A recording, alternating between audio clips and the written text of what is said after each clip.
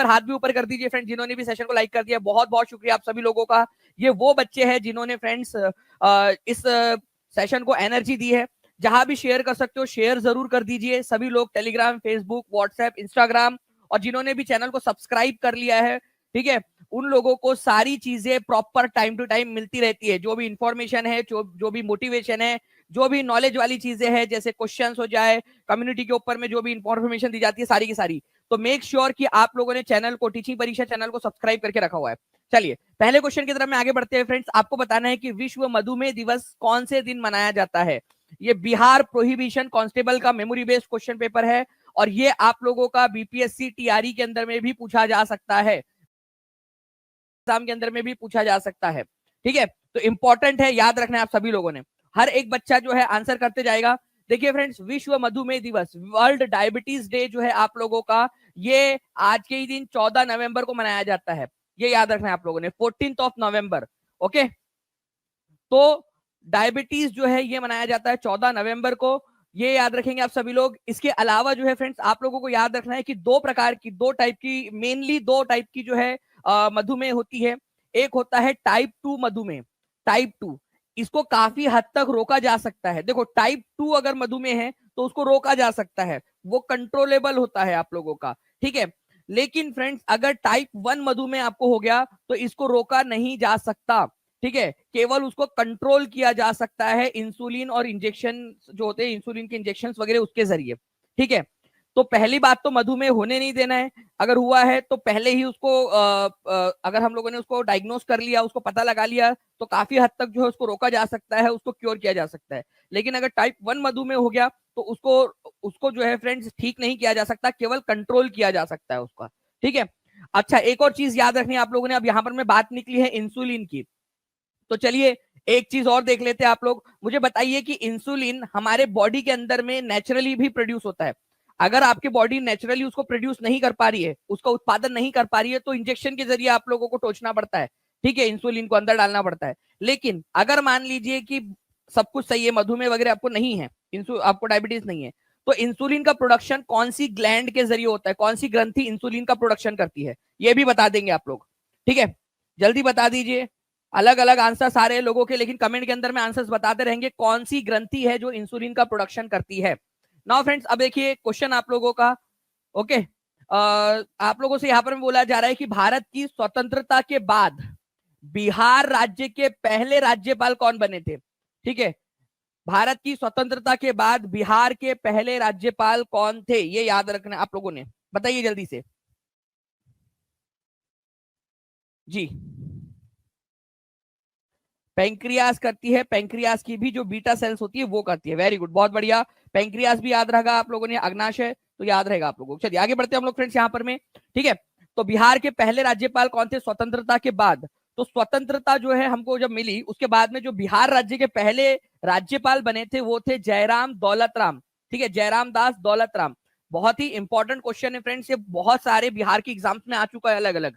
मैं आपको बता दूं कि बीपीएससी टीआरई 4.0 की जो पेड बैच है टीचिंग परीक्षा की, उसके अंदर में हम लोगों ने आप लोगों को वन लाइनर क्वेश्चंस प्रोवाइड किए हैं, ठीक है। और भी, ठीक है, क्वेश्चंस करीब जो है फ्रेंड्स और 7,000 क्वेश्चंस आप लोगों को और प्रोवाइड किए जा रहे हैं फेज्ड मैनर में। तक और 7,000 क्वेश्चन एग्जाम वाले प्रोवाइड किए जाएंगे आप लोगों को, जितने भी पेड स्टूडेंट्स उन लोगों को क्वेश्चन वन लाइनर भी होंगे और उसके नीचे में टेस्ट भी होंगी, ताकि आप लोगों की रिवीजन हो जाए। और टेस्ट आप मल्टीपल टाइम दे सकते हो जब तक कि वो पूरे 7,000 क्वेश्चन आपको याद ना हो जाए, ठीक है। और उन टेस्ट का सॉल्यूशन भी होगा नीचे में, ताकि आपको उन 7,000 क्वेश्चन के साथ साथ में हर क्वेश्चन में 3 क्वेश्चन के बराबर का डेटा मिल जाए, तो 21,000 क्वेश्चन आपको याद हो जाए, ठीक है। तो ये अगले जो है फ्रेंड्स जो 10-15 दिन है उसके अंदर में होने वाला है। तो श्री जयराम दास दौलत राम जो है आजादी के बाद बिहार के पहले राज्यपाल नियुक्त हुए थे, ये याद रखना है आप लोगों ने, इंपॉर्टेंट है, ठीक है, एग्जाम के अंदर में आप लोगों से पूछा जा सकता है, ठीक है। चलिए, अच्छा, बिहार और झारखंड के अलग, बिहार और उड़ीसा के अलग होने के बाद में पहले जो है गवर्नर कौन थे, जो 1 अप्रैल 1936 को बने थे, ये भी बहुत इंपॉर्टेंट है। जेम्स सिफ्टन, ये याद रखना है आप लोगों ने, जेम्स सिफ्टन। आपको पता है ना कि 1 अप्रैल 1936 को क्या हुआ था, ठीक है, 1 अप्रैल 1936 को क्या हुआ, बिहार और उड़ीसा प्रांत था, एक प्रांत था जिसका नाम था बिहार एंड उड़ीसा। उसमें से बिहार प्रांत अलग हो गया, उड़ीसा प्रांत अलग हो गया। तो बिहार प्रांत जो बना 1 अप्रैल 1936 को, नाम ही उसका पड़ा बिहार प्रांत पहली बार। अदरवाइज उसका नाम था बिहार एंड उड़ीसा प्रांत, बिहार और Orissa province, Bihar and Orissa provinces. उसमें से बिहार अलग हुआ, उड़ीसा अलग हुआ, अलग अलग नाम हो गए। अब जो बिहार प्रांत बना था उसके जो गवर्नर थे, अंग्रेज गवर्नर जेम्स सिफ्टन थे। ठीक है, ये भी याद रखना है आप सभी लोगों ने। और ये वन लाइनर के अंदर में भी दिया हुआ है आप लोगों का। ठीक है, वन लाइनर के सॉल्यूशन में भी दिया है, और उसकी जो टेस्ट बनाई है उसके अंदर में भी आप लोगों को दिया गया है। ठीक है, तो जेम्स सिफ्टन बने थे। और आजादी के बाद जयराम दास दौलत राम, दोनों लिख दीजिए आप सभी लोग। और जितने भी लोग देख रहे हैं फ्रेंड, जल्दी से सेशन को लाइक जरूर कर देंगे, और मेक श्योर कि चैनल को आप लोगों ने सब्सक्राइब कर लिया है। जितने भी बच्चे हैं जिन्होंने चैनल को सब्सक्राइब कर लिया है, ठीक है, वो हाथ भी ऊपर करते रहेंगे। ठीक है, क्योंकि फ्रेंड्स ये बहुत ज्यादा इंपॉर्टेंट चीज है। अगर आप लोगों ने चैनल को सब्सक्राइब किया हुआ है तभी जो है फ्रेंड्स आप लोग जो है सारी की सारी जो चीजें हैं उनको आप लंबे समय तक याद रख पाओगे। ओके, चलिए नाउ फ्रेंड नेक्स्ट क्वेश्चन की तरफ में आगे बढ़ते हैं हम लोग। बिहार में मंडलों की संख्या कितनी है? ठीक है, कितने मंडल है बिहार के अंदर में? जल्दी बताइए आप लोग।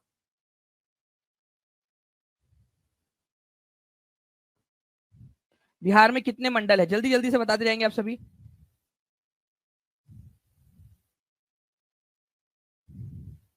देखिए, अगर मैं बिहार में मंडलों की संख्या अगर आप लोगों से पूछूं, ठीक है, तो एक एक करके आप लोगों ने ध्यान देना है फ्रेंड्स कि बिहार को, ठीक है, जो डिविजन्स है 38 जिले हैं बिहार के, इनको आपका, ठीक है, 9 मंडल में 9 डिविजन्स के अंदर में बांटा गया है। ठीक है, 9 डिविजन्स के अंदर में बांटा गया है। आप यहां पर में देख लीजिए, मैं एक चीज आपको बहुत इंपॉर्टेंट बताता हूं, ध्यान से समझना आप लोग। ठीक है, क्या है, क्योंकि काफी सारे बच्चों को नहीं पता। आप मुझे बताना कि आपका डिस्ट्रिक्ट कौन सा है और आपका डिवीजन कौन सा है। ठीक है, और अगर आप बिहार के बाहर के हो तो आप अपना राज्य बता देना कि आप कौन से राज्य से है। चलो ठीक है, ये रखते हैं अपन, हर कोई बता देगा। एक्टिविटी देखो, एक्टिविटी रखोगे ना आपका दिमाग जो है एक्टिव रहेगा और वहां पर में वो सारी चीजों को एक्वायर करेगा। देखिए फ्रेंड्स, अगर मैं बात करूं यहाँ पर में सबसे बड़ा जो डिवीजन है, ठीक है, सबसे बड़ा डिवीजन इन 9 डिवीजन के अंदर में से, उसका नाम है तिरहुत डिवीजन। एरिया वाइज की बात करो, मैं एरिया के हिसाब से, ये तिरहुत डिवीजन जो है इसके अंदर में कितने डिस्ट्रिक्ट आप लोगों को दिखाई दे रहे हैं? इसके अंदर में जो है फ्रेंड 6 डिस्ट्रिक्ट है, 6 जो है जिले है। पश्चिमी चंपारण, पूर्वी चंपारण, ठीक है, शिवहर है सबसे छोटा डिस्ट्रिक्ट यहाँ पर में, सीतामढ़ी है, मुजफ्फरपुर और वैशाली। इसको तिरहुत डिवीजन बोला जाता है, तिरहुत डिवीजन। ठीक है, तिरहुत डिवीजन, ये याद रखना है आप सभी लोगों ने। ओके, उसके बाद में जो है फ्रेंड्स यहाँ पर में आता है आपका पटना डिवीजन। इसमें भी 6 डिस्ट्रिक्ट है पटना डिवीजन के अंदर में भी। ठीक है, पटना डिवीजन में पटना डिस्ट्रिक्ट खुद है, नालंदा है, भोजपुर है, बक्सर है, कैमूर है और रोहतास है। ठीक है, ये याद रखेंगे। इसके अलावा आप लोग बाकी के जो है डिविजन देख पा रहे हो। आपको एक चीज याद रखनी है, सबसे छोटा डिवीजन है वो है भागलपुर डिवीजन, जिसमें केवल 2 डिस्ट्रिक्ट है, भागलपुर और बांका। केवल 2 ही डिवीजन है उसमें, भागलपुर और बांका। कौन कौन से इससे आप लोग जल्दी से कमेंट करके बताते जाएंगे। देख रहा हूं मैं कि बहुत सारे बच्चे कमेंट करते जा रहे हैं, अपना अपना कंटिन्यूअसली करते जाइए, कौन से वाले डिवीजन से बिलोंग करते हो और कौन से राज्य, कौन से जो है डिस्ट्रिक्ट से। डिवीजन और डिस्ट्रिक्ट दोनों बताइए आप लोग। और अगर आप बाहर जो हो तो बाहर के राज्य का नाम भी बता दीजिए आप लोग, ताकि एक्टिविटी आपका माइंड एक्टिव रहे। बहुत बढ़िया फ्रेंड्स, ये जो बच्चे एक्टिविटी कर रहे हैं ना, ये वो बच्चे हैं जो आगे बढ़ने वाले बच्चे हैं। ठीक है, चलिए बहुत बढ़िया। तो इस तरीके से 38 जिलों को 9 डिवीजन में बांटा गया है। तिरहुत सबसे बड़ा डिवीजन है एरिया वाइज, और सबसे छोटा डिवीजन है भागलपुर। ये भी याद रखना है आप लोगों ने, सबसे छोटा डिवीजन भागलपुर है, केवल 2 डिस्ट्रिक्ट है इसके अंदर में। ठीक है, इंपॉर्टेंट पॉइंट एग्जाम के अंदर में कभी भी आप लोगों से पूछा जा सकता है। इसके ऊपर में मैंने एक बहुत ही सुंदर सा शॉर्ट बनाया हुआ है। ठीक है, ये शॉर्ट भी आप लोगों को देखने के लिए मिलेगा। ठीक है, ये 38 जिलों को 101 सब डिवीजन मतलब अनुमंडलों में बांटा गया है। कितने अनुमंडल है बिहार के अंदर में, ये भी क्वेश्चन बन सकता है, क्योंकि अभी आप लोगों को जब आप प्रेफरेंस डालोगे तो वो भी क्वेश्चन आएगा कितने अनुमंडल है। ठीक है, चलिए, तो 101 अनुमंडल है, ये याद रखना है आप लोगों ने। अच्छा, बिहार राज्य कितने राज्यों के साथ में जो है अपनी बॉर्डर शेयर करता है? चलो जल्दी बताइए, बिहार राज्य कितने राज्य, बिना क्वेश्चन के, बिना क्वेश्चन के हम लोग कर देंगे यहां पर में। ठीक है, बिना क्वेश्चन के आंसर जल्दी बताइए आप लोग कि बिहार राज्य कितने राज्यों के साथ में अपनी बॉर्डर शेयर करता है। तो बिहार जो है फ्रेंड्स, ठीक है, आपका झारखंड के साथ में, उत्तर प्रदेश के साथ में और पश्चिम बंगाल के साथ में, 3 राज्यों के साथ में अपनी बॉर्डर शेयर करता है। ठीक है, क्या कोई और राज्य भी है जिसके साथ में वो अपनी बॉर्डर शेयर करता है? जल्दी बताएंगे आप सभी लोग यहाँ पर में। ठीक है, नहीं तो देखो, उत्तर प्रदेश के साथ में करता है, झारखंड के साथ में करता है और पश्चिम बंगाल के साथ में। लेकिन एक बॉर्डर और है जो आप लोगों में से कई सारे लोग ध्यान से भूल जाते हैं, वो है नेपाल। नेपाल की इंटरनेशनल बॉर्डर भी शेयर होती है, ये याद रखना, ये इंटरनेशनल बॉर्डर है नेपाल की, ठीक है। तो 3 राज्य और एक इंटरनेशनल बॉर्डर, 3 राज्य और एक इंटरनेशनल बॉर्डर, ये भी याद रखेंगे आप लोग, ठीक है। इंपॉर्टेंट पॉइंट है, एग्जाम में पूछा जा सकता है, इसीलिए आप लोगों को बता दिया है मैंने, ठीक है। बाकी और भी जो ये चीजें है ना, ये मैं क्वेश्चन के थ्रू कवर करूंगा आप लोगों को आगे में, डोंट वरी, ठीक है। सारा याद कराऊंगा क्योंकि उस पर क्वेश्चन आया हुआ है, नीचे वाला जो पॉइंट है, तो क्वेश्चन के थ्रू कवर करेंगे हम लोग। अशोक का इनमें से कौन सा शिलालेख एक गांव के भू राजस्व में रियायत का उल्लेख करता है, ठीक है। अशोक का एक शिलालेख मिला है। अशोक का आपको पता है फ्रेंड्स, आज से करीब जो है 2200 से लेकर 2300 साल पहले, ईयर्स एगो, ठीक है, एक शासन हुआ, एक राजा हुआ है, ठीक है। आपका 2200 से 2300 साल पहले एक राजा हुआ है, ठीक है, अशोका। अशोका ने जो है बौद्ध धर्म अपना लिया था, ये भी आपको पता है, ठीक है। बौद्ध धर्म अपना लिया था, कौन सी लड़ाई के बाद में उसने बौद्ध धर्म अपना लिया था, चलो ये भी बता दो, जनरल नॉलेज का क्वेश्चन। अशोका लड़ाई लड़ता था, बड़ा पराक्रमी राजा था, ठीक है, इधर जिधर जाता था उधर लूट मार काट मचा देता था यहाँ पर में, ठीक है। कौन सी लड़ाई हुई थी जिसके बाद में उसने वो जो है ये लड़ाई उड़ाई वाला काम छोड़ दिया, बोला कि यार लड़ाई उड़ाई वगैरह वाला काम नहीं छोड़ना है, ठीक है। तो अशोका ने कौन सी लड़ाई के बाद में लड़ाई का जो मार्ग है वो छोड़ दिया था, ठीक है। चलिए, तो आंसर आप लोगों के आ रहे हैं फ्रेंड्स, कलिंग का जो युद्ध हुआ था उसके बाद में, कलिंग का युद्ध, ये याद रखना है आप लोगों ने, कलिंग का युद्ध, ठीक है। कलिंग आज का उड़ीसा जो है वहां पर में आप लोगों को मिलेगा, ठीक है। अब वो जब राजा बन गया, ठीक है, तो वो क्या किया, वो गया मतलब राजा बन तो गया था वो, अब बुद्धिज्म को उसने अपना लिया, तो बुद्धिज्म को अपनाने के बाद में वो गया था एक बार गौतम बुद्ध के जन्म स्थली का दर्शन करने के लिए, ठीक है, जहां पर में गौतम बुद्ध का जन्म हुआ है वहां पर मैं उनका दर्शन करने के लिए गया था, ठीक है। उसको बोलते हैं लुम्बिनी, ठीक है, उस जगह को लुम्बिनी, ठीक है, लुम्बिनी नाम की जगह पे वहां पर मैं गया, और लुम्बिनी नाम का जो था वहां पर मैं गांव, ठीक है, लुम्बिनी, वहां पर में उसने क्या किया था, उसने जो है फ्रेंड्स एक स्तंभ खड़ा किया था, जिसको हम लोग लुम्बिनी, ठीक है, स्तंभ बोलते हैं, लुम्बिनी स्तंभ, ओके। इसको जो है फ्रेंड्स अलग अलग नाम से भी जाना जाता है आप लोगों का, लुम्बिनी जो स्तंभ है आप लोगों का, इसको आप लोग रुम्मिन देई अशोक का शिलालेख भी बोलते हैं। उसमें लिखा हुआ है कि राजा जो अशोका है वो यहाँ पर में अपने राजा बनने के 20वें साल में आए थे, 20th ईयर में। राजा बनने के कौन से साल में आया था, वो 20वें साल में आया था, जब राजा बना उसके 20वें साल में, और उसने यहाँ आकर इस गांव को जो है कर मुक्त कर दिया था, और बाकी के जो टैक्सेस थे उसको भी कम कर दिया। किस खुशी में किया था भाई, अरे किस खुशी में किया होगा बताओ, आप लोग इतने समझदार लोग हो, इतने इंटेलिजेंट लोग हो, इतने जो है आप लोग पढ़ाकू हो, आप मुझे बताओ कि किस किस खुशी में किया था उसने ये टैक्स कम उस राज्य का। राजा बनने के 20वें साल में, 20वें 20th ईयर में गया था, ये भी अपने आप में क्वेश्चन है, किस खुशी में किया था उसने ये वहां जाकर, भाई क्योंकि वो गौतम बुद्ध की जन्म स्थली है, गौतम बुद्ध का जन्म हुआ था वहां पर में, उन्होंने वहां पर में लिखा है शाक्य मुनि, गौतम बुद्ध को शाक्य मुनि के नाम से उसने जो है संबोधित किया है कि शाक्य मुनि का जन्म हुआ था यहाँ पर में, तो इस जगह को मैं कर मुक्त करता हूँ, ठीक है। यहाँ पर में जो बाकी के जो टैक्स थे, ठीक है, उनकी भी दरें कम करवा दी थी उसने, ठीक है, बाकी और भी बहुत सारे जो टैक्स लगते थे उनको कम करवा दिया था उसने, ठीक है, ठीक है। चलिए, तो ये आप लोगों का जो पॉइंट है फ्रेंड्स, ये आप लोगों को याद रखना है प्लीज, इंपॉर्टेंट है, लुम्बिनी का स्तंभ। और लुम्बिनी स्तंभ को क्या बोला जाता है, लुम्बिनी में जो स्तंभ आपको मिला है ना, उसको रुम्मन देई स्तंभ के नाम से जाना जाता है, रुम्मन देई, ठीक है, रुम्मन देई स्तंभ। तो लुम्बिनी में जो स्तंभ मिला है, लुम्बिनी, लुम्बिनी वो जगह है जहां पर में गौतम बुद्ध का जन्म हुआ था, उसको रुम्मन देई के नाम से जाना जाने लगा बाद में, रुम्मन देई नाम की जगह पे हमको वो शिलालेख मिला था, तो हमने उसका नाम रुम्मन देई शिलालेख रख दिया अशोका का, ठीक है। ये याद रखेंगे आप लोग, लुम्बिनी और रुम्मन देई एक ही नाम की जगह है, पहले उसको रुम्मनी लुम्बिनी बोलते थे, फिर बाद में रुम्मन देई बोला जाने लगा, ठीक है। तो बौद्ध जो है वहां पर में मंदिर वगैरह का भी छोटा सा निर्माण वगैरह उसने करवाया था। बाकी जो है फ्रेंड्स अशोका के बहुत सारे जो है फ्रेंड्स शिलालेख है, उनके बारे में जानकारियां है। एक चीनी स्रोत के अनुसार श्रीलंका के शासक मेघवर्मन ने गया में बौद्ध मंदिर बनाने की अनुमति के लिए निम्नलिखित में से किस गुप्त राजा के पास मिशनरी भेजा था। बहुत ही सिंपल क्वेश्चन है, जल्दी से आंसर करेंगे हम लोग ताकि आगे बढ़ सके, जल्दी जल्दी से, ठीक है। बताइए इसका आंसर क्या होने वाला है,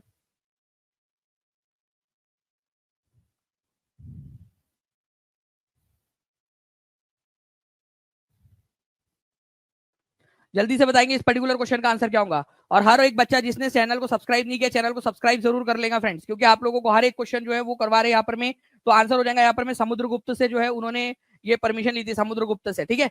समुद्रगुप्त ने परमिशन दी थी क्या? दे दी थी परमिशन। तो मेघवर्मन नाम का वो राजा था, ये भी क्वेश्चन पूछा जा सकता है। श्रीलंका का वो राजा का नाम क्या था? मेघवर्मन था। चलिए आगे बढ़ते हैं हम लोग फ्रेंड जल्दी से, ठीक है, नेक्स्ट क्वेश्चन की तरफ में।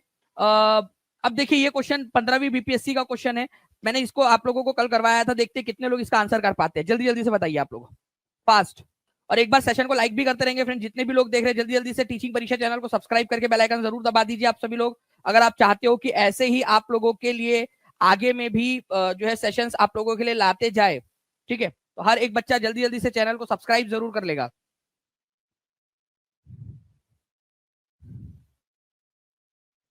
चलिए बहुत बढ़िया फ्रेंड्स, अगर मैं यहाँ पर मैं बात करूं आप लोगों से, स्वामी सहजानंद सरस्वती ने भूमि और जल मार्गों के राष्ट्रीयकरण के मांग के साथ अखिल भारतीय संयुक्त किसान सभा का गठन किया, ठीक है। कब किया था? तो भाई देखो मैं ना पूरा समझाता हूं, फिर क्या आप लोग खुद से आंसर करोगे इसका? प्रॉमिस करो मुझे पहले यहाँ पर मैं कमेंट के अंदर में कि आप खुद से आंसर करोगे, मैं एक्सप्लेन करता हूँ इसको आप लोगों को, ठीक है। ध्यान से समझना आप लोग। देखिए फ्रेंड्स, स्वामी सहजानंद सरस्वती से पहले भी किसान आंदोलन होते रहे, किसानों के लिए मांग करती गई। किसान सभा का आंदोलन, बिहार में किसान सभा का जो आयोजन है, किसान सभा का आयोजन तुम्हारे चचा के लड़के श्री कृष्ण सिंह, ठीक है, श्री कृष्ण, ठीक है, श्री कृष्ण सिंह, ठीक है, और मोहम्मद जुबैर, ठीक है, इन्होंने मिलकर किया था बिहार के अंदर में, ठीक है। कब किया था उन्होंने? 1922 के अंदर में।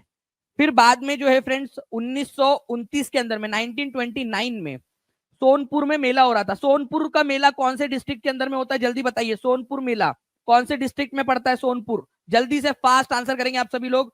सोनपुर मेला हो रहा था, वहां पर में स्वामी सहजानंद सरस्वती, ठीक है, स्वामी सहजानंद जी जो थे, ठीक है। तो स्वामी सहजानंद जी ने क्या किया यहाँ पर में, ठीक है, उन्होंने बोला कि एक काम करते भाई, ठीक है, स्वामी सहजानंद सरस्वती जी इन्होंने बोला कि हम एक आंदोलन, एक संस्था बनाते हैं जिसका नाम उन्होंने रखा, ठीक है, बिहार प्रोविंशियल किसान सभा, ठीक है, बिहार प्रांतीय किसान सभा। ये जो बिहार प्रांतीय किसान सभा जो थी, उसका उद्देश्य था बिहार के अंदर में जो किसान की दयनीय हालत है उसको ठीक करना। तो 1930 के आखिरी दशक के अंदर में इन्होंने किया, ठीक है, 1930 के। अब बात आती है कि इसका बिहार प्रांतीय किसान सभा का एक और अपडेटेड वर्जन आता है 1936 में। 1936 में ऑल इंडिया किसान सभा का गठन किया गया लखनऊ के अंदर में, लखनऊ में। ये बहुत इंपॉर्टेंट पॉइंट है, कहा किया गया? ऑल इंडिया किसान सभा का। इसके भी अध्यक्ष थे स्वामी सहजानंद सरस्वती और बिहार प्रांतीय किसान सभा के भी थे स्वामी सहजानंद सरस्वती। ये इंपॉर्टेंट पॉइंट है आप लोगों का, जो पूछा जा सकता है आप लोगों से, ठीक है। तो दोनों ही पॉइंट्स याद रखेंगे आप सभी लोग, ठीक है। तो अगर आप लोगों से पूछ लिया जाए, ठीक है, कि भाई कब किया था इन्होंने, तो देखो 1930 के 1931, 32, 33, 34, 35, 36, ये 1940, 1939 तक का ये जो दशक होता है 1930 का दशक माना जाता है उसको, ठीक है, 30 का दशक, 30 के दशक के अंदर में। ओके, तो 36 में किया था ना। तो अब आप लोग आंसर करिए कि इसका आंसर क्या होगा, देखते कितने लोग आंसर करते हैं। और उन्होंने एक मांग भी की थी कि जमीन का नेशनलाइजेशन होना चाहिए, मतलब सरकार की संपत्ति होनी चाहिए। जल मार्ग जो है वो भी सरकार की संपत्ति होनी चाहिए। भूमि और जल मार्गों के राष्ट्रीयकरण की मांग किसने की थी? ये क्वेश्चन पूछा जा सकता है। जल्दी से एक बार हर एक बच्चा चेक कर लेगा कि क्या कोई है जिसने अब तक चैनल को सब्सक्राइब नहीं किया है। चैनल को सब्सक्राइब कर लीजिए क्योंकि बहुत सारी ग्रेट न्यूज आप लोगों के लिए आने वाली है, ठीक है। अभी चलिए, तो देखिए फ्रेंड्स, भूमि और जल मार्गों के राष्ट्रीयकरण से रिलेटेड जो क्वेश्चन आप लोगों से पूछा गया है, तो आप लोगों का आंसर होगा 1930 के दशक के अंदर में, मतलब कि 1936 के अंदर में जो है अखिल भारतीय किसान सभा का गठन किया गया था 1936 में, ठीक है, मतलब 1930 के दशक के अंदर में। अच्छा, कौन सा स्थान था जहां पर में गठन किया गया था, वो भी आप लोग बता देंगे मुझे जल्दी जल्दी से, कौन से साल में किया, कहा, कौन सा स्थान था, ठीक है। तो C is the correct answer, ये याद रखना है आप लोगों ने, ये पूरा का पूरा बता दिया। 1922 में किसान सभा का आयोजन किसने किया था बिहार के अंदर में? श्री कृष्ण सिंह और मोहम्मद जुबैर ने, ठीक है। ये जुबैर का भाई आर रह गया यहाँ पर में, ठीक है। चलो आगे बढ़ते हैं हम लोग फ्रेंड्स यहाँ पर में हमारे नेक्स्ट क्वेश्चन की तरफ में, ठीक है। सी राजगोपालाचारी जो है उन्होंने सॉल्ट सत्याग्रह, नमक सत्याग्रह जो है वो कौन से राज्य में चलाया था? जैसे गांधी जी ने गुजरात में नमक सत्याग्रह चलाया था, वैसे ही फ्रेंड्स यहाँ पर में श्री जो सी राजगोपालाचारी है उन्होंने फ्रेंड्स राज्य में नमक सत्याग्रह का आंदोलन किया, नेतृत्व किया था, ठीक है। तो देखो बात क्या थी यहाँ पर में था आप लोगों का गुजरात में गांधी जी ने साबरमती से लेकर जो है दांडी तक यात्रा निकाली थी, ठीक है, 240 माइल्स की लगभग। वैसे ही फ्रेंड्स सी राजगोपालाचारी जो थे उन्होंने दक्षिण भारत के अंदर में, ठीक है, यहाँ पर मैं दक्षिण भारत के अंदर में एक यात्रा निकाली थी, ठीक है, तमिलनाडु, आज का जो तमिलनाडु है वहां पर में, उस समय उसको मद्रास प्रांत बोला जाता था, उस समय उसको मद्रास, ठीक है, मद्रास प्रोविंस बोला जाता था, ये याद रखना है आप लोगों ने, मद्रास प्रोविंसेस बोला जाता था, मद्रास प्रांत, आज उसका नाम तमिलनाडु है, ठीक है। चलिए नेक्स्ट जो है फ्रेंड्स, अगर मैं बात करूं आप लोगों से यहाँ पर मैं इस पर्टिकुलर क्वेश्चन की, ठीक है, कि और कहां से कहां तक थी तमिलनाडु के अंदर में भी, तो मैं आप लोगों को बताना चाहूंगा कि इसको वेदारण्यम यात्रा भी बोला जाता है, वेदारण्यम यात्रा, ठीक है, ये याद रखना है आप लोगों ने, क्योंकि ये यात्रा, ठीक है, वेदारण्यम तक निकाली गई थी, ठीक है। तिरुचि नाम की एक जगह है, ठीक है, तिरुचि, ओके, तिरुचि एक नाम की जगह है, वहां से ये यात्रा निकाली गई थी, जैसे गांधी जी ने दांडी नाम की जगह से जो है अहमदाबाद से निकाला था, ठीक है, आप लोगों का साबरमती से, ठीक है, दांडी तक गए तो उसको दांडी यात्रा बोलते हैं। वैसे ही इन्होंने तिरुचि या तिरुचिपल्ली नाम से जाना जाता है इस जगह को आज, वहां से ये यात्रा निकाली थी और वेदारण्यम तक गए थे, ये वेदारण्यम तक, इसी वजह से इसको वेदारण्यम यात्रा बोला जाता है, वेदारण्यम यात्रा। एक बार लिखो, बोला कौन सी यात्रा थी ये, वेदारण्यम यात्रा बोलते हैं इसको। तो वेदारण्यम यात्रा का दक्षिण भारत में नमक सत्याग्रह के वयोवृद्ध नेता कौन थे, ठीक है, 8वीं कक्षा के एनसीईआरटी में दिया हुआ है। तो दक्षिण भारत के अंदर में, जैसे देखो यहाँ पर में, ये नॉर्थ में तो चलो गांधी जी कर रहे थे, दक्षिण भारत में नमक सत्याग्रह का नेतृत्व कौन कर रहे थे, तो सी राजगोपालाचारी कर रहे थे, उन्होंने वेदारण्यम यात्रा निकाली थी, वेदारण्यम यात्रा, ठीक है। एक बार जल्दी से शेयर मार दीजिए फ्रेंड, जहां भी आप लोग शेयर कर सकते हो, टेलीग्राम, फेसबुक, व्हाट्सएप, इंस्टाग्राम, जितने भी जहां भी जगह पे शेयर कर सकते हो, जल्दी जल्दी से सेशन को शेयर कर देंगे।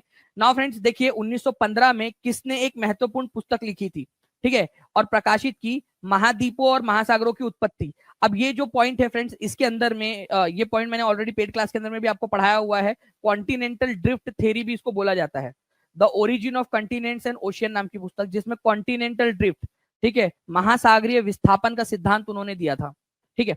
तो महासागरीय विस्थापन का जो सिद्धांत है ये दिया था तुम्हारे मामा के लड़के, ठीक है, अल्फ्रेड वेगनर ने, ठीक है, अल्फ्रेड वेगनर का कहना था कि भाई ये जो पूरा का पूरा हमारी, ठीक है, ये जो हमारी पूरी की पूरी महासागर है, सारे के सारे जितने भी है ना, वो क्या कर रहे हैं, बह रहे हैं समुद्र के ऊपर में, मतलब ऐसा प्रतीत होता है कि जितनी भी जमीन है, ठीक है, वो इधर उधर बहती रहती है, ठीक है, और उसके वजह से, ठीक है, उसके वजह से आपका ऐसा लगता है कि एक महाद्वीप एक जगह से दूसरी जगह से तीसरी जगह जो है वो जा रहा है, ठीक है। तो आंसर इसका क्या हो जाएगा, आप लोगों का हो जाएगा यहाँ पर में अल्फ्रेड वेगनर। तो महाद्वीपीय स्थापन का सिद्धांत, आप लोगों के एग्जाम में आया भी था क्वेश्चन अभी थोड़े दिन पहले, ठीक है, टीआरई 3 की री एग्जाम में, अल्फ्रेड वेगनर ने, ठीक है। ये इस प्रकार से कुछ तो भी हो रहा है, अब ये तो बहुत फास्ट वर्जन दिखा रहे हैं आपको, ये करोड़ों सालों में हुआ है, ठीक है, कि पृथ्वी के जो भूभाग है वो इधर से उधर जा रहे हैं, कभी इधर कभी उधर, और आज का जो शेप आप लोग देख रहे हो ना, ये बहुत बाद में बना है ये शेप, ठीक है, बहुत बाद में। तो महाद्वीपीय विस्थापन का सिद्धांत, ठीक है, ये याद रखना है आप लोगों ने, अल्फ्रेड वेगनर ने दिया था अपनी पुस्तक महाद्वीप और महासागरों की उत्पत्ति के अंदर में। इसमें उन्होंने कहा था कि ऐसा लग रहा है कि पृथ्वी के ऊपर में जो भूभाग है, ठीक है, वो क्या कह रहे हैं, बह रहे हैं, बहते हैं, ठीक है, लैंडमास फ्लो हो रहे हैं, ठीक है, कॉन्टिनेंटल लैंडमास फ्लो हो रहे हैं, तैर रहे हैं, बह रहे हैं या तैर रहे हैं, एक जगह से दूसरी जगह से तीसरी जगह। तो ये किसने कहा था, अल्फ्रेड वेगनर ने कहा था, ठीक है। तो D is the correct answer. Now friends next question की तरफ मैं आगे बढ़ने से पहले आप लोगों को बता दूं कि कॉन्टिनेंटल ड्रिफ्ट थ्योरी उन्होंने 1915 के अंदर में पब्लिश की थी, ये भी क्वेश्चन आ सकता है, वेगनर ने, ठीक है, ओके। तो ये उन्होंने बताया कि पहले एक सुपर कॉन्टिनेंट हुआ करता था जिसका नाम था पेंजिया, पेंजिया 2 भागों में टूट गया, लॉरेशिया और गोंडवाना, ये, ठीक है, उसमें टूटा था, बाद में आज जो हम महाद्वीप देखते हैं वो बाद में धीरे धीरे बने, ठीक है। नाउ फ्रेंड्स अब नेक्स्ट क्वेश्चन की तरफ में हम लोग आगे बढ़ते हैं, ठीक है।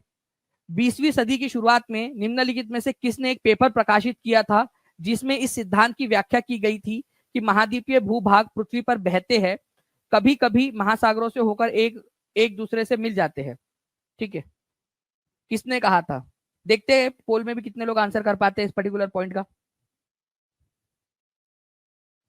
जल्दी बताइए। तो देखिए 20वीं सदी की शुरुआत में निम्नलिखित में से किसने एक पेपर प्रकाशित किया था जिसने सिद्धांत की व्याख्या की गई थी, महाद्वीपीय भूभाग पृथ्वी पर बहते हैं, कभी कभी महासागरों से होकर एक दूसरे में मिल जाते हैं, वही है ना continental drift theory, Alfred Wegener. तो अलग अलग दोनों ही एग्जाम्स के क्वेश्चन है, आपके एक्चुअल एग्जाम के पूछने का तरीका अलग अलग है। अगर कंसेप्ट सही है, आपका कंसेप्ट आपको आता है, तो आप लोग बहुत आसानी से इसका आंसर कर दोगे। ठीक है, तो C is the correct answer. Now अब देखिए, निम्नलिखित में से किसने पुरातत्व विभाग की स्थापना की? अब देखिए फ्रेंड्स, आर्कियोलॉजिकल डिपार्टमेंट, ये क्वेश्चन जो है ना, मैं आप लोगों को बहुत ही अच्छे से डिटेल में समझाना चाहता हूं, क्योंकि ये क्वेश्चन अगर एग्जाम में आता है तो आप में से, ठीक है, आप लोग सही करोगे, लेकिन बहुत सारे लोग जो इसका answer none of the above भी लगा सकते हैं, लेकिन आप क्यों नहीं होगा नन ऑफ द अबव, वो मैं आपको बताता हूँ थोड़ी देर में। ठीक है, समझिए इस बात को। देखिए, अगर हम लोग निम्नलिखित में से किसने पुरातत्व विभाग की स्थापना की, ये क्वेश्चन पूछा जाए आप लोगों से, ठीक है, तो आंसर जो है फ्रेंड्स ये हो जाएगा लॉर्ड कर्जन। अब इसकी पूरा का पूरा मैं इतिहास आपको बता दूं, क्योंकि ये बहुत इंपॉर्टेंट है। ठीक है, अगर ये इंपॉर्टेंट नहीं होता तो मैं आपको बताता भी नहीं। ध्यान से समझना आप लोग। देखिए फ्रेंड्स, 1961 की बात है, ठीक है, 1961 की, ठीक है, 1961 की। तब क्या हुआ था, भारत में आर्कियोलॉजिकल सर्वे ऑफ इंडिया की स्थापना हुई थी। ठीक है, आर्कियोलॉजिकल सर्वे ऑफ इंडिया। उस समय में भारत के वायसराय थे लॉर्ड कैनिंग, लॉर्ड कैनिंग। ठीक है, और आर्कियोलॉजिकल सर्वे ऑफ इंडिया के पहले डायरेक्टर जनरल बने थे, ठीक है, इसके पहले डायरेक्टर जनरल डीजी बने थे अलेक्जेंडर कनिंगम, अलेक्जेंडर, ठीक है, अलेक्जेंडर, ठीक है, कनिंगम, कनिंगम। इनको जो है friends father of Indian archaeology भी कहा जाता है, भारतीय पुरातत्व विज्ञान के पितामह।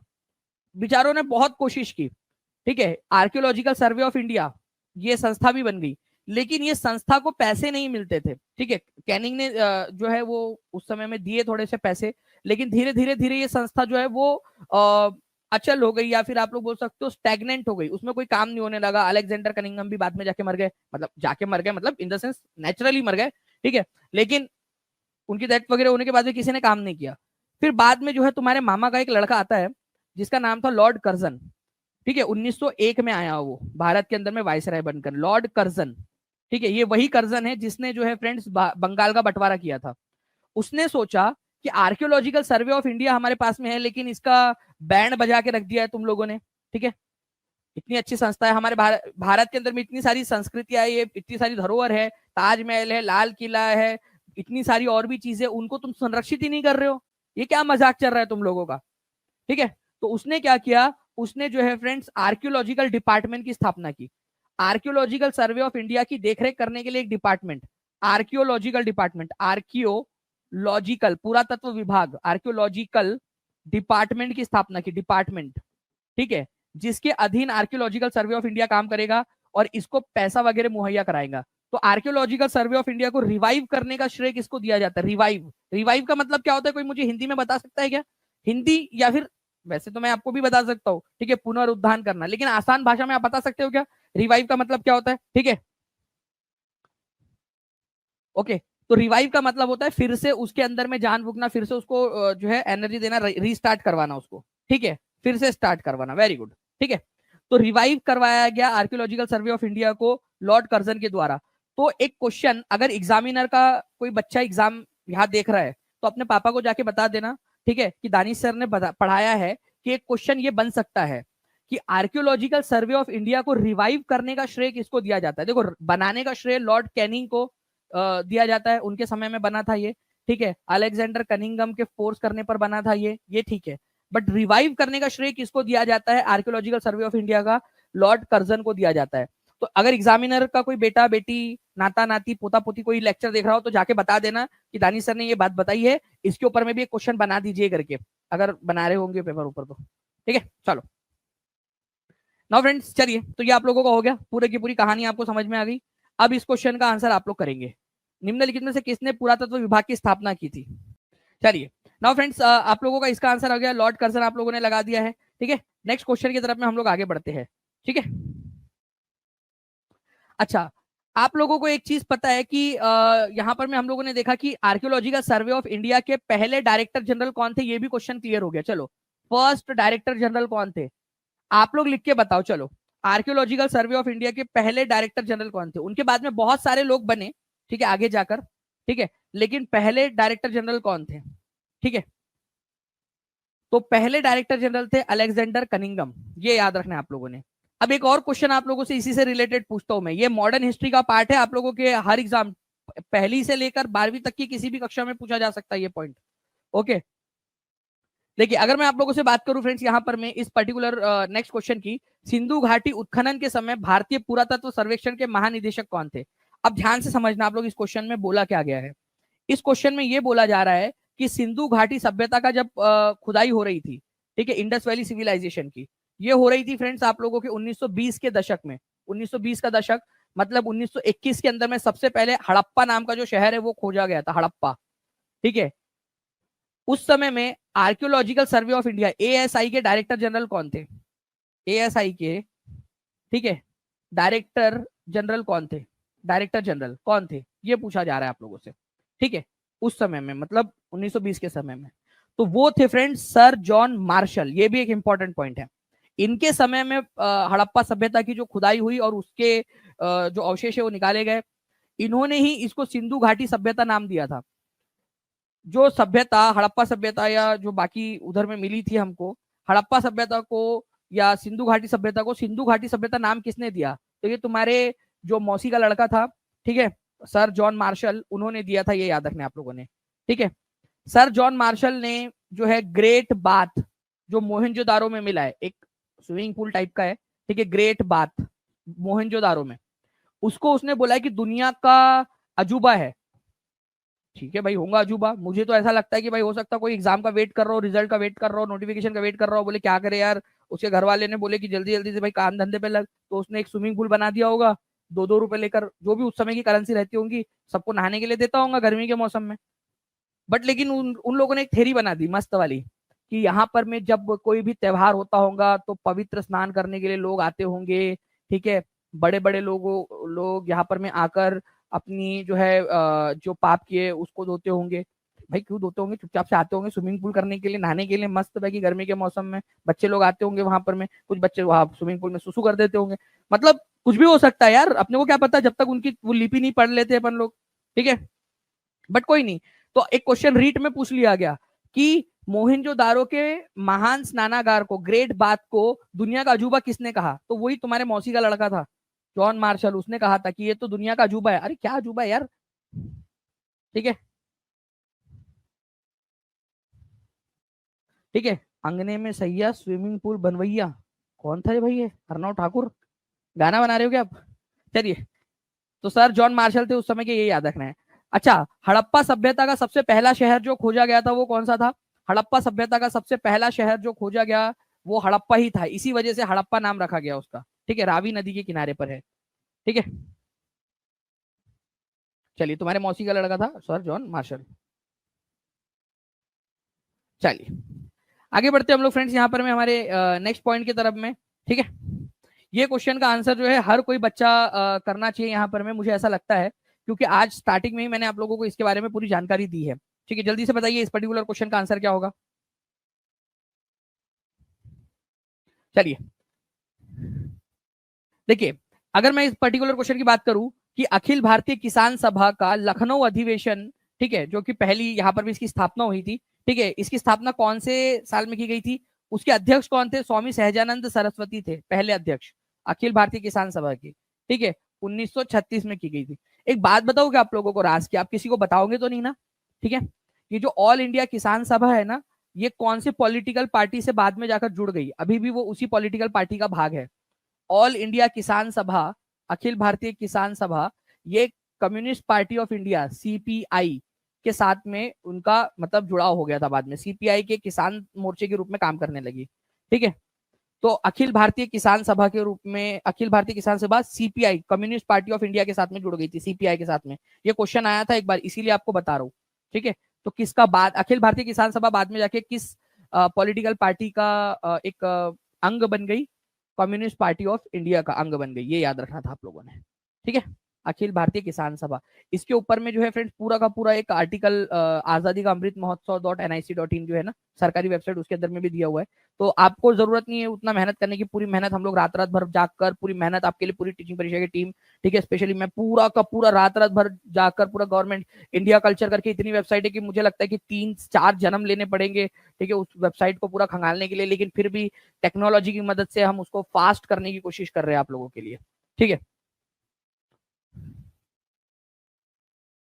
चलिए नाउ फ्रेंड नेक्स्ट क्वेश्चन की तरफ में आगे बढ़ते हैं हम लोग। निम्नलिखित में से किस व्यक्ति को अंडमान निकोबार द्वीप समूह के शहीद स्वराज द्वीप के नाम से जाना जाता है? ठीक है, ठीक है। अंडमान निकोबार द्वीप समूह को भारत का हिस्सा बनाने का श्रेय किसको दिया जाता है? उन्होंने एक का नाम शहीद और एक का नाम स्वराज द्वीप रखा था। ठीक है, तो ये आप लोगों से क्वेश्चन बन सकता है। तो आंसर है सुभाष चंद्र बोस। सुभाष चंद्र बोस जी ने अंडमान निकोबार द्वीप का नाम शहीद और स्वराज द्वीप रखा था। देखो, मैं आपको बताता हूँ फ्रेंड्स, इसके ऊपर में ना आप लोगों से एक सवाल पूछूंगा, मैं एक ट्रिक बताता हूँ आप लोगों को। मैं पहले आप लोगों से पूछता हूँ, देखते कितने लोग इसका आंसर कर पाते हैं। मैं टीम से रिक्वेस्ट करूंगा कि उनके कमेंट्स भी दिखाते जाए। ठीक है, अंडमान निकोबार के ऊपर में जब उन्होंने कब्जा किया, तो अंडमान ऊपर में आप लोगों को पता है फ्रेंड्स, ऐसा मतलब टूटा फूटा है, लेकिन अंडमान पूरा द्वीप समूह ऊपर में है इसके अंदर में, और निकोबार द्वीप समूह नीचे में है।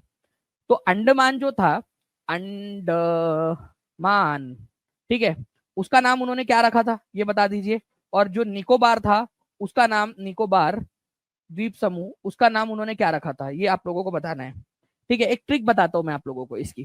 पहले आप लोग आंसर करिए, देखते कितने लोग आंसर कर पाते हैं। ये क्वेश्चन बीपीएससी में ऑलरेडी आ चुका है, देखते आगे में कितना हो सकता है। लाइक का नंबर भी बढ़ते रहना चाहिए फ्रेंड्स। और नाउ फ्रेंड्स, हम लोग यहाँ पर मैं अगर बात करेंगे, अरे कहाँ चला गया भाई मेरा अंडमान और निकोबार। ठीक है, चलिए, ये अंडमान, ठीक है, ये अंडमान है, अंडमान, ठीक है, और ये है आपका Nicobar, Nicobar.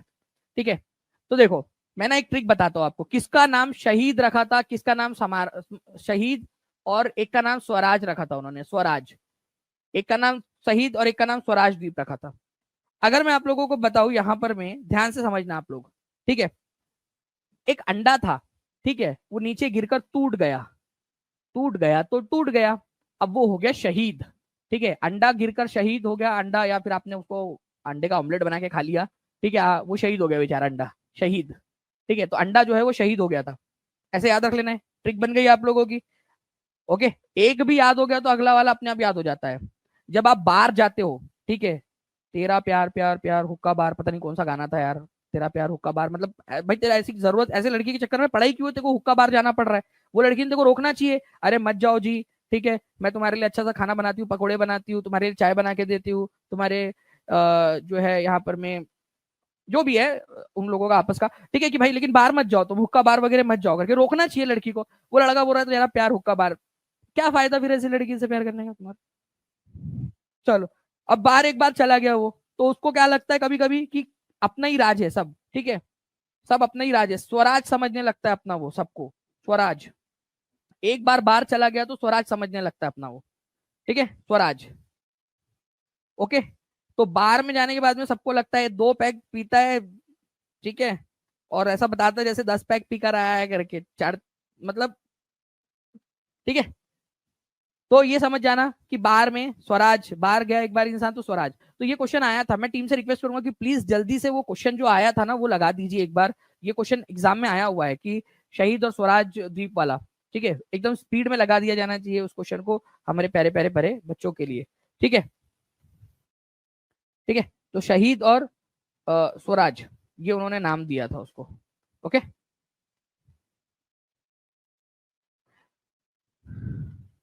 Now friend, next question की तरफ में आगे बढ़ते हैं। समुद्रगुप्त, जिन्हें उनकी विजयों के लिए भारत का नेपोलियन कहा जाता है। अब देखो, इसमें 2 क्वेश्चन छुपे हुए, पहले तो एक क्वेश्चन में ही एक आंसर छुपा हुआ है, ठीक है, क्वेश्चन में आंसर कैसे छुपा है, समुद्रगुप्त को, ठीक है, यहां पर में क्वेश्चन बन सकता है, भारत का नेपोलियन किसको कहा जा सकता है, कहा जाता है, एनसीईआरटी में दिया हुआ है, भारत का नेपोलियन, नेपोलियन फ्रांस का राजा था, पहले वो सेनापति था, फ्रांस का नेता बना, फिर बाद में अपने आप को बादशाह घोषित कर दिया, फ्रांस का किंग घोषित कर दिया उसने, ठीक है, एम्परर। तो भारत का नेपोलियन किसको कहा जाता है, समुद्रगुप्त को कहा जाता है। जैसे फ्रांस में नेपोलियन था, वैसे ही भारत में जो है ये था, ठीक है, समुद्रगुप्त। तो भारत का नेपोलियन समुद्रगुप्त को कहा जाता है, ठीक है। इसके बाद में जो है फ्रेंड्स, इसकी उपलब्धियों को किस स्तंभ से दर्ज किया गया, मतलब हमें कैसे पता चला कि वो इतना महान था, क्योंकि 1500-1600 साल हो चुके हैं उसको, तो हमें कैसे पता चला कि वो इतना महान था, हमें पता चलता है अलाहाबाद इंस्क्रिप्शन से। ये समुद्रगुप्त जो था ना, ठीक है, उसका एक साथ वो था, ठीक है, दरबारी कवि जिसका नाम था हरिशेन, क्या नाम था उसका नाम, हरिशेन, हरिशेन, हरे कलर से कर देता इसको अंडरलाइन, नहीं तो बोलेगा सर मेरा नाम ही हरिशेन था लेकिन हरा कलर यूज ही नहीं किया आपने, ठीक है, हरिशेन। तो ये जो था दरबारी कवि था समुद्रगुप्त का, उसने क्या किया, ये इलाहाबाद जो पिलर था अशोका का, उसी के ऊपर में समुद्रगुप्त के बारे में भी लिख दिया। ठीक है, सब अशोका के बारे में लिखा था, बोले यार इधर जगह खाली है, काम करते अपन, ठीक है, समुद्रगुप्त के बारे में भी लिख देते। समुद्रगुप्त के बारे में उसने ऐसा ऐसा लिखा, क्या क्या लिखा पता है क्या आप लोगों को? ठीक है, लड़के लोगों को कॉम्प्लेक्स हो जाएगा, ठीक है, कि यार हमारे में इतनी कमियां है। क्या बोलता अशोका के समुद्रगुप्त के बारे में हरिसेन? समुद्रगुप्त जो है ये बहुत महान था, इसने 100 से ज्यादा युद्ध जीते, जहां भी गया वहां जीता, कभी हारा नहीं। ठीक है, समुद्रगुप्त को वीणा बजाना आता था। क्या वो ट्विन टिन टिन टिन टिन टिन तारा, पता नहीं क्या होता है, कैसी आवाज आती है वीणा की, वीणा बजाता था वो। लड़कियां तो इंप्रेस हो जाएंगी भाई, वो पहले ही सलमान खान से इंप्रेस हुई बैठी है कई सारी। ठीक है, वो ये बजाता था वो। ठीक है, वीणा बजाता था, उसके सिक्के मिले वीणा बजाते हुए और लिखा भी है। अच्छा, इसको कविता भी आती थी। अब लो, कल लो बात। ठीक है, अब कैसा करना भाई?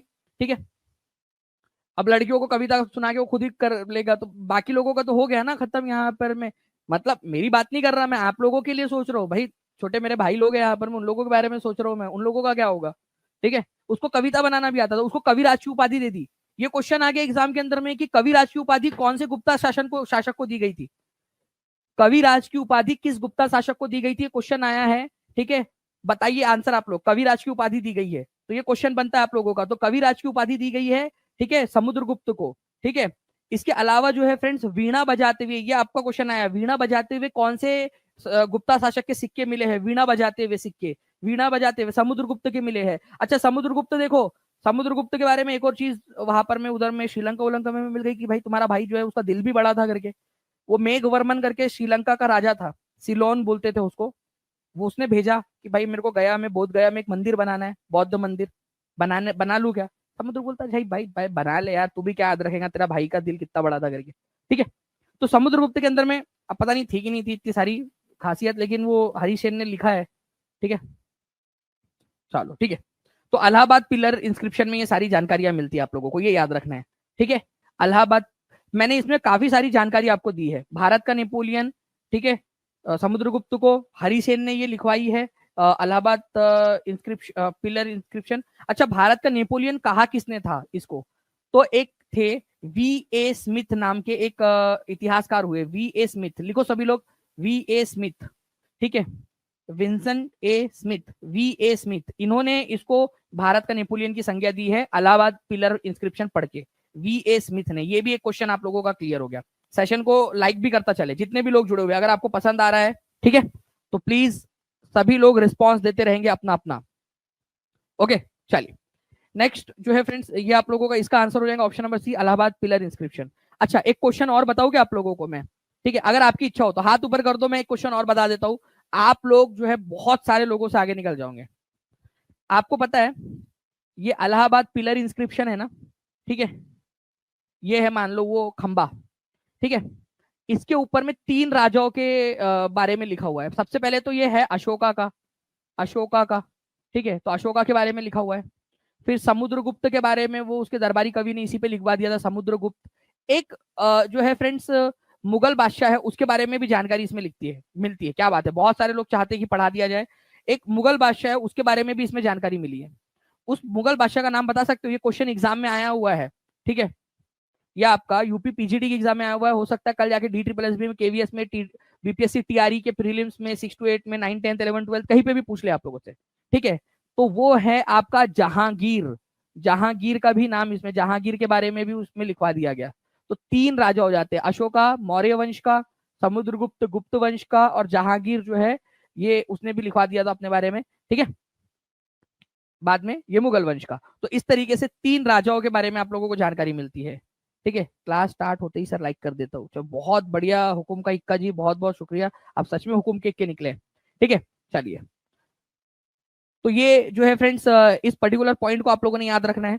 ओके, आगे बढ़ते हम लोग यहाँ पर में हमारे जो है नेक्स्ट पॉइंट की तरफ में। आपको बताना है गुप्त काल के दौरान उत्तर भारतीय व्यापार के लिए निम्नलिखित में से कौन सा बंदरगाह उपयोग में था? देखिए, गुप्ता काल जो है आज से 1500-1600 साल पहले जो है उत्तर भारत के अंदर में फैला हुआ था। ठीक है, इधर साइड के अंदर में। ठीक है, आपको बताना है कि ये 65वीं बीपीएससी का ओरिजिनल क्वेश्चन है और कभी भी रिपीट होने के चांसेस है इसके। आपको बताना है कि कौन सा बंदरगाह था जो फैला हुआ था। मतलब गुप्ता काल के अंदर में। देखिए फ्रेंड्स, अगर मैं बात करूं गुप्ता काल के समय में, तो गुप्ता लोगों की राजधानी थी पाटलिपुत्र, ठीक है, पटना आज का, ठीक है। अब यहाँ पर से इन लोगों को पड़ता था पास में बंगाल का, ठीक है, बंगाल के अंदर में, और वहां पर में था ताम्रलिप्ति बंदरगाह, ताम्रलिप्ति बंदरगाह, ठीक है। तो ये याद रखना आप लोगों ने, उत्तर भारत का इनका मुख्य बंदरगाह था ताम्रलिप्ति बंदरगाह, जो बंगाल में था, बंगाल के अंदर में, ठीक है, बंगाल के अंदर में था, ये याद रखना। आज वाला जो बंगाल है वहां पर में, ठीक है। और बंगाल की जो खाड़ी है, बंगाल की खाड़ी, बंगाल, ठीक है, की खाड़ी जो है वहां से इसको इनको एक्सेस देता था, ठीक है, बंगाल की खाड़ी से। इसके अलावा भी और थे, भरूच, कल्याण, ठीक है, आप लोगों का खंबात की खाड़ी का उधर साइड के जो थे बंदरगाह वगैरह, लेकिन उनके लिए सबसे इंपॉर्टेंट बंदरगाह जो था वो था ताम्रलिप्ति बंदरगाह, बंगाल के अंदर में ताम्रलिप्ति बंदरगाह। इंपॉर्टेंट पॉइंट है फ्रेंड्स, इसको याद रखना है आप सभी लोगों ने, ताम्रलिप्ति बंदरगाह एग्जाम के अंदर में पूछे जाने की प्रबल संभावना है, ठीक है। तो प्लीज इसको याद रखिएगा आप सभी के सभी लोग, ओके। मैं टीम से रिक्वेस्ट करूंगा कि प्लीज जल्दी से वो एक क्वेश्चन जो है हमारा, वो क्वेश्चन लगा दिया जाए कि जिसके अंदर में हम लोगों ने बच्चों को ये कराया हुआ है, ठीक है।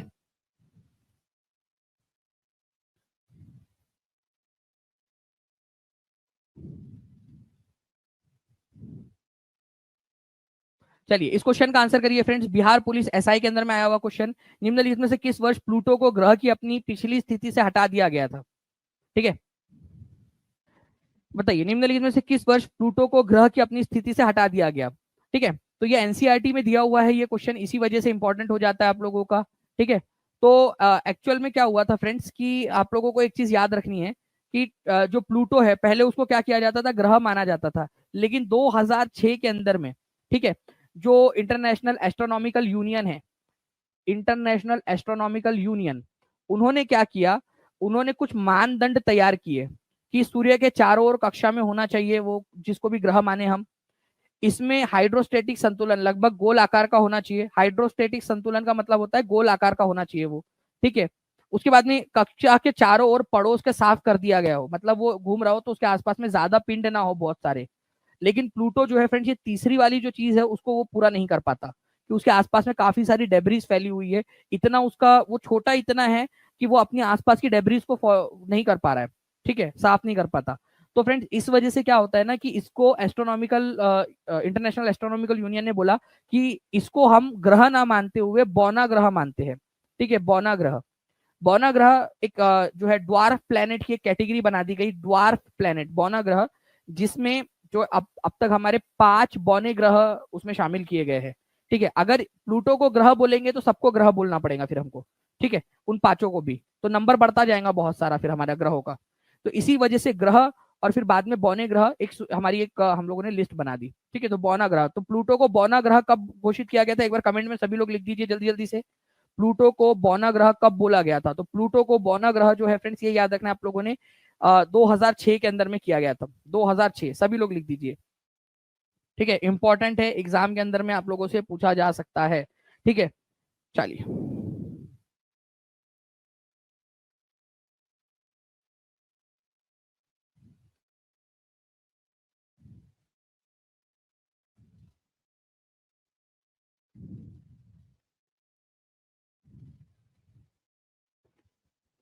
चलिए नाउ फ्रेंड्स, अब एक क्वेश्चन मैं आप लोगों से पूछता हूँ।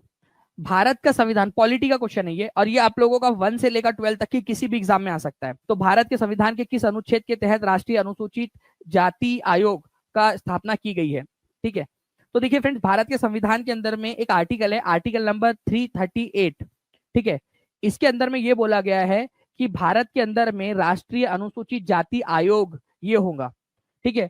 अनुसूचित जाति के अधिकारों को लेकर जो एससी कम्युनिटी है उनके अधिकारों को लेकर ये लड़ाई लड़ेगा। तो आर्टिकल नंबर, ठीक है, 338। अच्छा, इसका आर्टिकल अगर संविधान में दिया गया है तो क्या ये संवैधानिक निकाय है, कॉन्स्टिट्यूशनल बॉडी है, हाँ या ना, जल्दी बताओ। क्या ये संवैधानिक बॉडी है, हाँ या ना, जल्दी जल्दी से बताते जाएंगे जितने भी लोग देख रहे हैं जल्दी से, ठीक है। तो जी हाँ, ये आपकी कॉन्स्टिट्यूशनल बॉडी है, संवैधानिक निकाय है। अब क्या होता है फ्रेंड्स, जो ओरिजिनल हमारा संविधान था, ठीक है, ये याद रखना है, उसमें आर्टिकल नंबर जो 338 था आप लोगों का, उसका नाम था, उसमें था, ठीक है, जो था नेशनल कमीशन फॉर ठीक है, SC, ठीक है, एंड ठीक है ST, SC ST दोनों के लिए एक ही कमीशन था पहले, ठीक है, SC ST के लिए दोनों एक ही कमीशन थे। 2003 में एक संविधान संशोधन किया जाता है आप लोगों का, ये बहुत इंपॉर्टेंट वाला पॉइंट बता रहा हूं आप लोगों को, प्लीज याद रखिएगा आप लोगों को, ठीक है, बहुत ही ज्यादा एक इंपॉर्टेंट पॉइंट आपको बता रहा हूं। 89th नंबर का कॉन्स्टिट्यूशनल अमेंडमेंट एक्ट पास किया जाता है 2003 के अंदर में, जिसके जरिए एक नया आर्टिकल जोड़ा गया 338A, जिससे क्या हुआ, नेशनल कमीशन फॉर एसटीज, ठीक है, शेड्यूल्ड ट्राइब, उसको अलग कर दिया गया। तो अब क्या होता है, ठीक है, ये आर्टिकल याद रखना है आप लोगों ने, संविधान संशोधन 89th कॉन्स्टिट्यूशनल अमेंडमेंट एक्ट 2003, ये बहुत इंपॉर्टेंट पॉइंट है आपका। इसके जरिए एक नया आर्टिकल जोड़ा जाता है। आर्टिकल क्या था, 338, ठीक है, बस उसके सामने ए लगा दो आप लोग, 338A, ये नया आर्टिकल जोड़ा गया और इसका ना, इसके जरिए, ठीक है, national commission for scheduled tribe अलग कर दिया गया, ठीक है। तो national commission for scheduled tribe को आर्टिकल नंबर 338A के तहत कब अलग किया गया, ठीक है, 2003 में इसका कानून पास किया गया था। और ये अस्तित्व में कब आया, देखो ये एक्ट जो है, ये जो संविधान संशोधन किया गया था 2003 में, लेकिन ये अस्तित्व में आया 2004 में, 2004 में ये अस्तित्व में आया इस संविधान संशोधन के जरिए, ठीक है। ये एक आपका मुख्य बिंदु है, इंपॉर्टेंट है। तो पहले जब संविधान हमारा लागू हुआ था 1950 के अंदर में, उस समय आर्टिकल नंबर 338 में national commission for schedule caste and schedule tribe एक ही था, दोनों के अधिकारों की रक्षा करने के लिए, लेकिन इन दोनों को अलग अलग कर दिया गया 89th कॉन्स्टिट्यूशनल अमेंडमेंट एक्ट 2003 के जरिए। दो जो 338 था उसमें भी संशोधन किया गया, उसमें national commission for schedule caste रखा गया, और जो शेड्यूल ट्राइब था उसके लिए एक अलग आर्टिकल बना दिया गया, आर्टिकल नंबर 338A, ठीक है, जिसका मतलब हो गया national commission for schedule tribe, और 2004 में उसको बना भी दिया गया। ये संविधान संशोधन हुआ था 2003 में, और इसको बनाया गया, मतलब टाइम लगता है ना वो उसका अध्यक्ष वगैरह, उसका चुनाव वगैरह करने के लिए, सारी चीजें उन सारी चीजों के अंदर में। तो 2004 के अंदर में ये national commission for schedule tribe जो है वो अस्तित्व में आता है। ये इंपॉर्टेंट पॉइंट है आप लोगों का, ठीक है, तो इसको याद रखना था आप लोगों ने। नाउ फ्रेंड्स, हम लोग आगे बढ़ते हैं। इसके ऊपर में मैं कल आप लोगों से क्वेश्चन पूछूं क्या, जल्दी बताइए, क्या मैं इसके ऊपर में कल आप लोगों से क्वेश्चन पूछूं, ठीक है। आगे बढ़ते हैं, आगे में हमारे पास में और भी क्वेश्चंस है, ठीक है, लेकिन उससे पहले हम लोग आगे बढ़े उसमें उन क्वेश्चंस की तरफ में, लेकिन उससे पहले मैं 2-3 क्वेश्चन पूछना चाहता हूं। पहले आप कमेंट में आंसर करेंगे, उसके बाद में मैं नेक्स्ट क्वेश्चन आप लोगों को समझाऊंगा, ठीक है। आप लोग मुझे बताइए कि अंडमान जो था, अंडमान, ठीक है, अंडमान और निकोबार द्वीप समूह, निकोबार, तो सुभाष चंद्र बोस जो थे, जिन्होंने जापान की मदद से अंडमान निकोबार द्वीप समूह पे कब्जा कर लिया था, अंग्रेजों से छीन लिया था, ठीक है, उन्होंने क्या क्या नाम रखा था, अंडमान का नाम उन्होंने क्या रखा था, और निकोबार का। मैंने आपको ट्रिक बताई है, जो बच्चा स्टार्टिंग से देख रहा है, ठीक है, उसको ट्रिक याद होंगी, ठीक है। तो अंडमान का नाम क्या रखा था और निकोबार का नाम क्या रखा था, ये बता देंगे जल्दी जल्दी से, ठीक है। ट्रिक आप लोगों को याद होनी चाहिए कि ट्रिक क्या थी, ठीक है। तो आप लोगों का अंडमान और निकोबार आप लोगों ने बता दिया, ठीक है। उसके बाद में आप लोग मुझे एक चीज बताएंगे कि नेपोलियन ऑफ इंडिया किसको कहा जाता है, Napoleon, Napoleon of India. Comment में आंसर करते रहिए, फिर मैं और आगे क्वेश्चन की तरफ मैं आपको लेके चल रहा हूँ। नेपोलियन ऑफ इंडिया किसको कहा जाता है, ये आप लोग कमेंट में आंसर कर दोगे, ठीक है। चलिए, नाउ फ्रेंड्स, भारतीय संविधान में अनुच्छेद 338A, ठीक है, राष्ट्रीय अनुसूचित जनजाति आयोग, मतलब national commission for scheduled tribe, ST, ठीक है, national commission for scheduled tribe, ठीक है, ये कौन से संविधान संशोधन के जरिए जोड़ा गया था, आंसर फास्ट, ठीक है। और इसी तरीके से अगर आप चाहते हो फ्रेंड्स कि आप लोगों को जो है ये सारी चीजें करवा दी जाए, ठीक है, सारी चीजें याद करवा दी जाए, तो आप लोगों का अपना अपना जो है योगदान सभी लोगों ने देते रहना, जल्दी जल्दी से कमेंट के अंदर में आंसर्स भी करते रहेंगे आप सभी लोग, ठीक है। जिन भी बच्चों ने टीचिंग परीक्षा चैनल को सब्सक्राइब नहीं किया, चैनल सब्सक्राइब कर लीजिए, और एप्लीकेशन डाउनलोड कर लेंगे, हर कोई बच्चा टीचिंग परीक्षा एप्लीकेशन डाउनलोड कर लेगा, ठीक है। चलिए, 1600 लाइक्स के लिए बहुत बहुत शुक्रिया आप सभी लोगों के लिए, ठीक है। तो 89th नंबर का संविधान संशोधन था, 2003 में हुआ था, ये याद रखना है आप सभी लोगों ने। इंपॉर्टेंट पॉइंट जो एग्जाम के अंदर में आ सकता है, वो सारी चीजें आप लोगों को बताता जा रहा हूँ, ठीक है। तो ये पॉइंट बन सकता है आप लोगों का।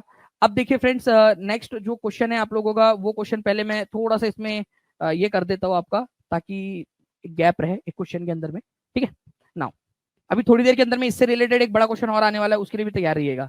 देखिए क्या हुआ, 30 अप्रैल 1908 में, ये क्वेश्चन इंपॉर्टेंट है, एग्जाम में आ चुका है।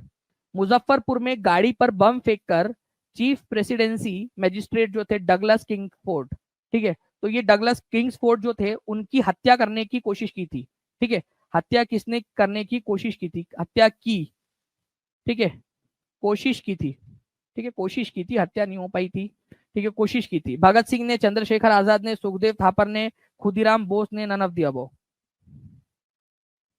तो किसने कोशिश की थी? चलिए देखिए फ्रेंड्स, यहां पर मैं अगर मैं आप लोगों से बात करूं तो खुदीराम बोस और प्रफुल्ल चाकी ये दो लोग थे जिन्होंने जो है फ्रेंड्स ये कोशिश की थी। तो मुजफ्फरपुर बॉम्ब कॉन्स्पिरेसी केस इसको कहा जाता है। ये कब हुआ था? ये अपने आप में इंपॉर्टेंट क्वेश्चन है। क्या ये क्वेश्चन आया था कि नहीं आया था एग्जाम में? जल्दी बता दीजिए, जितने भी लोग देख रहे हैं जल्दी जल्दी से बता दीजिए, आया था कि नहीं आया था ये क्वेश्चन एग्जाम के अंदर में आप लोगों के? ठीक है, ऑलरेडी एग्जाम के अंदर में आ चुका है आप लोगों का। ठीक है, तो मुजफ्फरपुर बॉम्ब कॉन्स्पिरेसी केस आपका 1908 में हुआ था। खुदीराम बोस और दूसरे कौन थे? प्रफुल्ल चाकी। निभा ठाकुर ने बहुत बढ़िया आंसर कर दिया है। बाकी लोग भी लिखते जाइए कमेंट के अंदर में, क्योंकि इससे आप लोगों की अंडरस्टैंडिंग बढ़ती है, आपको लंबे समय तक याद रहती है चीजें। ठीक है, बिल्कुल आया था, बाकी लोग भी बोल रहे हैं। ठीक है, तो मुजफ्फरपुर बॉम्ब कंस्पिरेसी केस हुआ था 1908 के अंदर में। खुदीराम बोस ने और प्रफुल्ल चाकी, ये याद रखना है आप लोगों ने, प्रफुल्ल चाकी। ठीक है, अच्छा, इनमें से खुदीराम बोस और प्रफुल्ल चाकी, चलो इनमें से बताइए किसने जो है वो आत्महत्या कर ली थी? पकड़ा नहीं जाऊंगा, ठीक है, अंग्रेजों के हाथों। किसने आत्महत्या कर ली थी? जी, तो देखिए खुदीराम बोस जो है फ्रेंड्स, इनको फांसी की सजा दी गई थी अगस्त 1908 के अंदर में। ठीक है, अप्रैल में उन्होंने ये किया था, 11 अगस्त 1908 को उनको फांसी की सजा दे दी गई। तो इनको फांसी हुई थी खुदीराम बोस को। ठीक है, फांसी, ये डरते नहीं थे फांसी से, ठीक है, लेकिन फांसी हो गई। प्रफुल्ल चाकी जो थे वो बोले कि मैं पकड़ा नहीं जाऊंगा। वो खुदीराम बोस भी आत्महत्या करने वाले थे, लेकिन वो पकड़े गए। ठीक है, तो प्रफुल्ल चाकी जो है इन्होंने सुसाइड कर लिया था। तो ये क्वेश्चन आ सकता है, मुजफ्फरपुर बॉम्ब कॉन्स्पिरेसी केस में किसने जो है आत्महत्या कर ली थी ताकि मैं अंग्रेजों के हाथ से उसे पकड़ा ना जाऊं? तो प्रफुल्ल चाकी ने आत्महत्या कर ली थी। ठीक है, ये याद रखना है आप लोगों ने। इसके अलावा जो है फ्रेंड्स एक और चीज है कि अब तक के सबसे, ठीक है, मतलब उस समय तक के सबसे यंगेस्ट रिवोल्यूशनरी कौन थे जिनको फांसी दी गई? सबसे कम उम्र के, ठीक है, जिनको फांसी दी गई थी, यंगेस्ट थे वो, यंगेस्ट, ठीक है, रिवोल्यूशनरी थे जिनको फांसी दी गई थी। ये याद रखना है आप लोगों ने, उस समय के। खुदीराम बोस, प्रफुल्ल चाकी ने आत्महत्या कर ली थी। ये भी एक इंपॉर्टेंट पॉइंट है आप लोगों का। तो हर एक चीज जो आप लोगों से पूछी जा सकती है वो सारी आप लोगों को करवा रहा हूं मैं यहाँ पर मैं। ओके, चलिए नेक्स्ट पॉइंट की तरफ में हम लोग आगे बढ़ते हैं फ्रेंड्स। इस क्वेश्चन का आंसर आप लोग कमेंट के अंदर में करेंगे जल्दी जल्दी से। जितने भी बच्चे स्टार्टिंग से देख रहे हैं, ठीक है, वो सारे के सारे बच्चे इसका आंसर कर सकते हैं। चैनल को सब्सक्राइब कर लेंगे फ्रेंड्स सभी के सभी बच्चे, ताकि टाइम टू टाइम आपको नोटिफिकेशन मिलता रहे। और जब टाइम से मिलेगा हर एक चीज आप लोग पढ़कर जाओगे, जब एग्जाम में आएगा तो काश ना रहे आपके मन में, आप आकाश छूना है आप लोगों ने। ठीक है, ये ना रहे कि जब सर बता रहे थे तो काश उस समय कर लिया होता, काश उस समय मेहनत कर ली होती, काश उस समय सारी बातें मान ली होती। ठीक है, आप लोगों के फायदे की बात बता रहा हूं। ठीक है, तो निम्नलिखित में से कौन सा आयोग अनुच्छेद 338A, ठीक है, इससे संबंधित है? National commission for schedule caste, national commission for schedule tribe, national commission for backward class, national commission for women. ठीक है, जल्दी जल्दी से इस क्वेश्चन का आंसर कर देंगे कमेंट के अंदर में। नेक्स्ट क्वेश्चन की तरफ मैं आगे बढ़ रहा हूं मैं आप लोगों का, आपको बताना है इस क्वेश्चन का आंसर भी कमेंट करके जल्दी से। इस क्वेश्चन का आंसर भी कर देंगे आप सभी, कमेंट के अंदर में आंसर करेंगे सभी के सभी लोग जल्दी जल्दी से।